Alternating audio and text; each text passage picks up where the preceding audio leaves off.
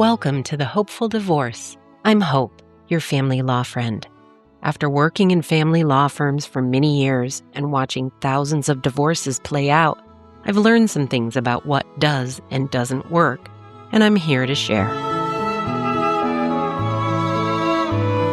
This question is from the LegalAdviceCanada subreddit. Urgent divorce advice needed.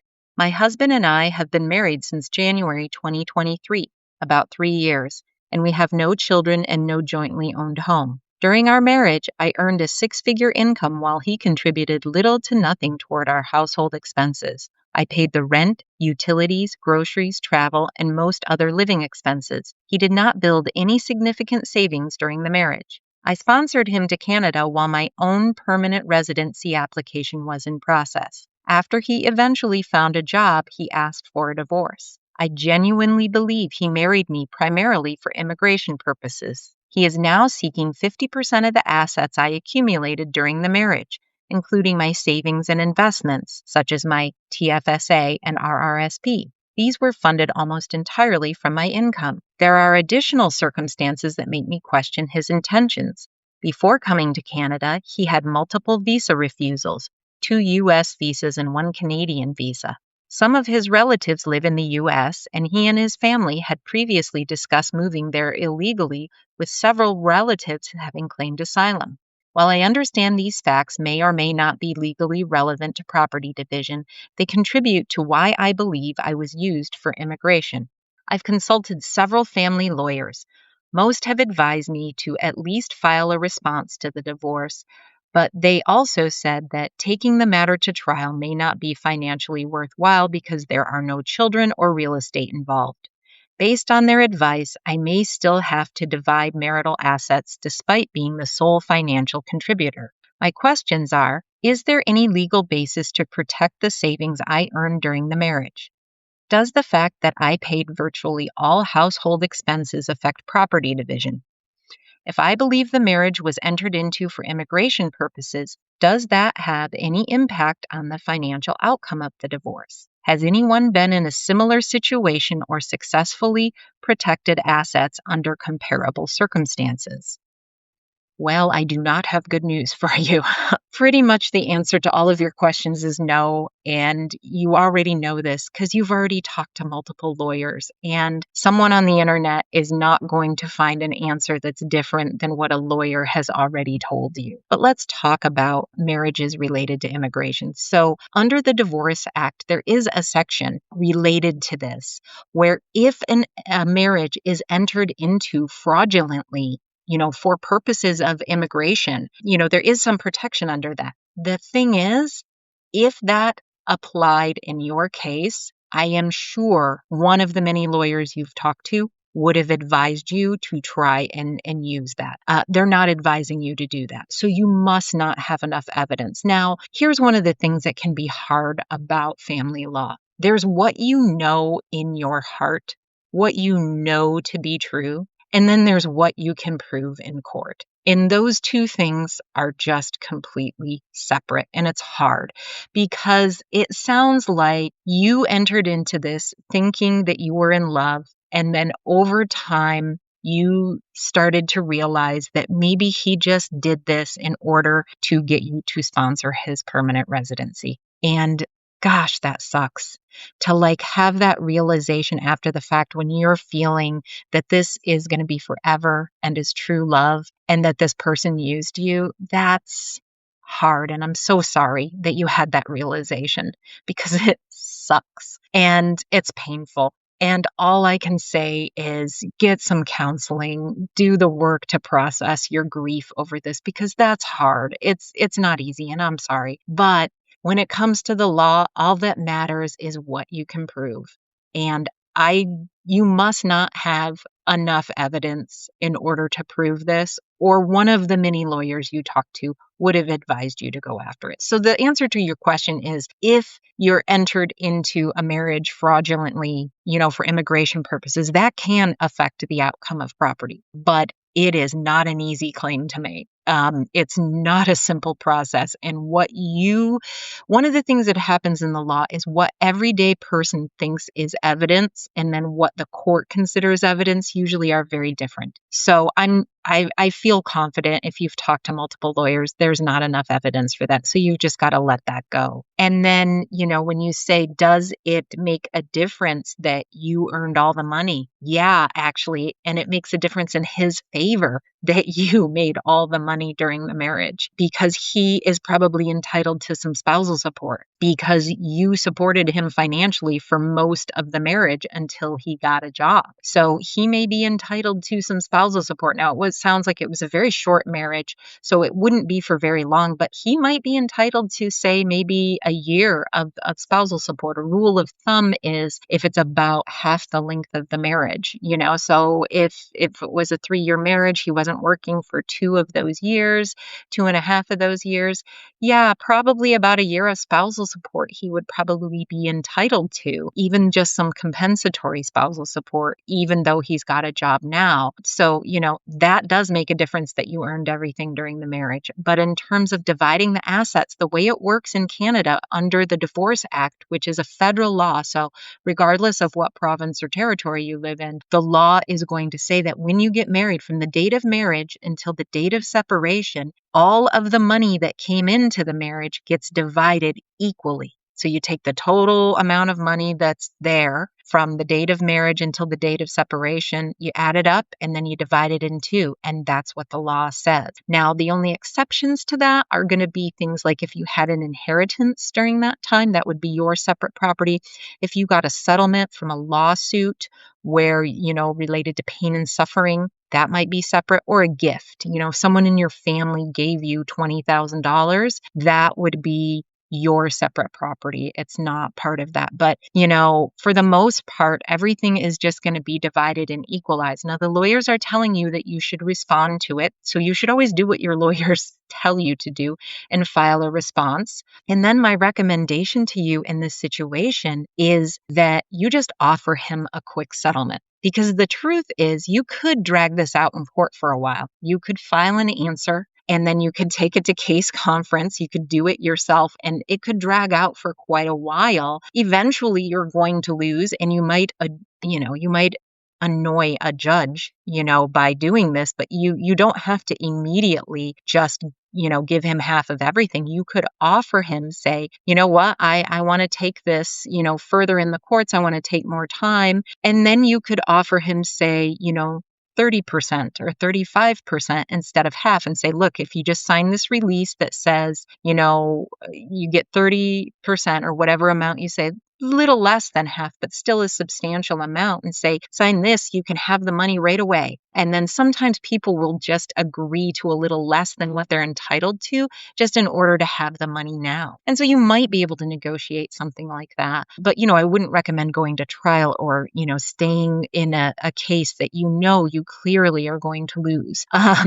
That's not a good use of judicial resources or your money to try and go to trial. Listen to what the lawyers are saying. And then for next time, for anybody out there, the only way to protect yourself is if you have a marriage contract, or it's called a prenup in some places, but it's called a marriage contract in Canada. And that's before you get married or in the early stages of your marriage. You have a contract that you decide what happens if you divorce. And so if you're in a situation, again, where you're going to marry someone, you should look at getting a marriage contract and talk to a lawyer at first and have a fair settlement. And you could have it say that my retirement accounts are mine, or, whatever you want it to say. As long as it's not illegal, you can have, your marriage contract have anything that's a sort of settlement that you two would feel would be fair later on. That's the only way you can protect yourself. Otherwise, the law is the law. And unless you can prove fraud, which,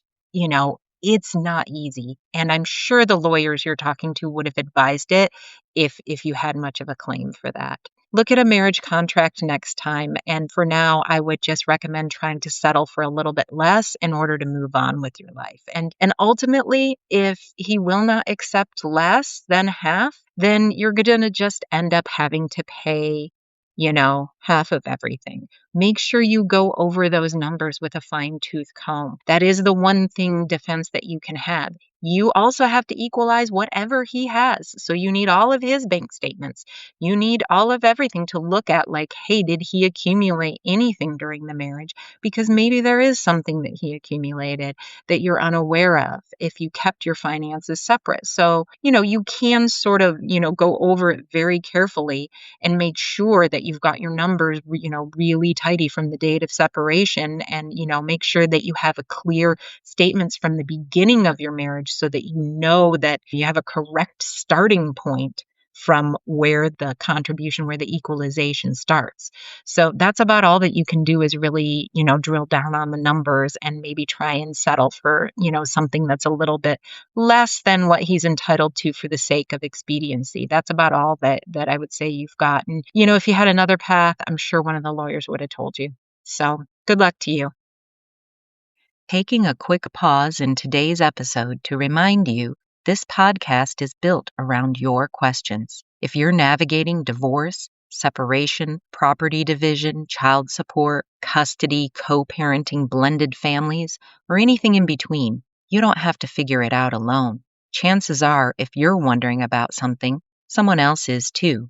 You can submit your questions anytime through my website at hopefuldivorce.com. Whether it's a big, complicated situation or a simple, what does this legal term mean, or why does this happen this way? All questions are welcome. I read every submission, and your question could be featured in an upcoming episode to help not just you, but others going through similar experiences. So if something's been on your mind, send in your question. Let's keep the conversation moving forward.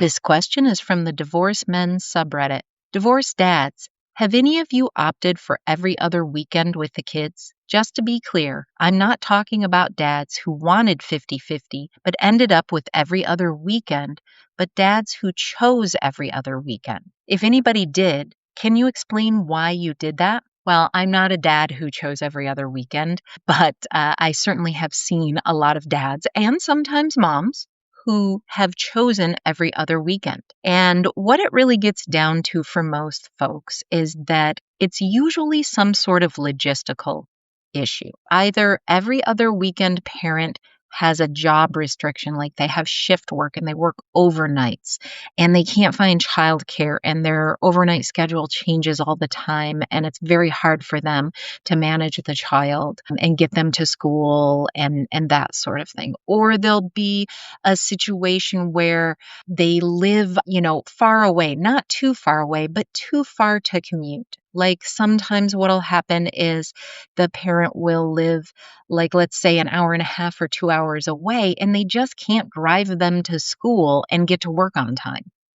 Because it's just too far. Sometimes even just a 45-minute commute, is too much for some people, and they just wouldn't be able to get the child to school and get to work on time. So it's usually things like that is the reason why they'll choose it. Also, sometimes you have children with special needs, and maybe the other parent has been the primary parent who has managed their special needs. Maybe they have very severe dietary restrictions. They have certain things they can't go to a regular, after school program, things like that. They may, have medical appointments and things they need to go to.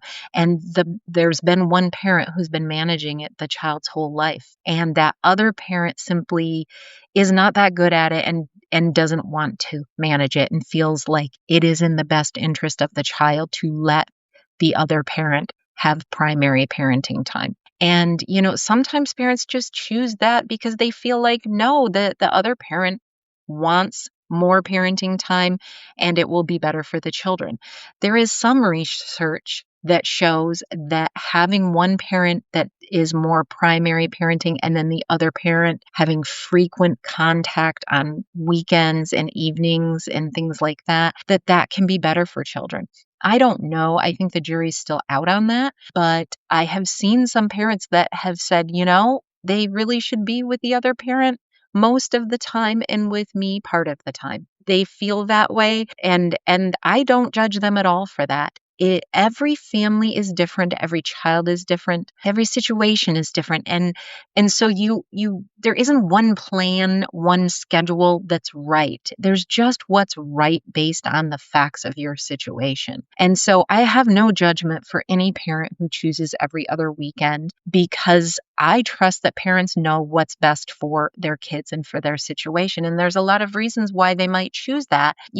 Whatever works for your family and for your situation, you don't have to explain to anybody. There is sort of this thing in the culture sometimes that parents, particularly dads, who don't fight for 50-50 custody are somehow, jerks and don't love their kids. And I don't think that's necessarily true. There are a lot of parents out there that are jerks and maybe don't love their kids like they should, but I don't think the parenting schedule that you choose is a reflection of that. I think that there are some parents who look at the situation and say, it is just better for the kid to not be going back and forth all the time, just because of their situation, whatever it is logistically or about their kids or about their co-parent. They make the decision that it is really better for the child to only see me every other weekend. And I've also seen some parenting plans where they do it and it's basically weekdays with one parent and weekends with the other parent. And that's almost 50-50. It's not quite, but over the course of a year, and if you add on some vacation time in the summer and March break and some things like that, you can get it almost to 50-50 if you're doing almost every weekend with that other parent. It's not quite, it depends on how you divide things up, but it can come very close to 50-50 that way. And they feel like, it's less disruptive for the child to just always go to bed and go to school from the same house and then have their weekends be with the other parent. And, maybe the primary parent only gets, one weekend every other month, to just kind of make up for it.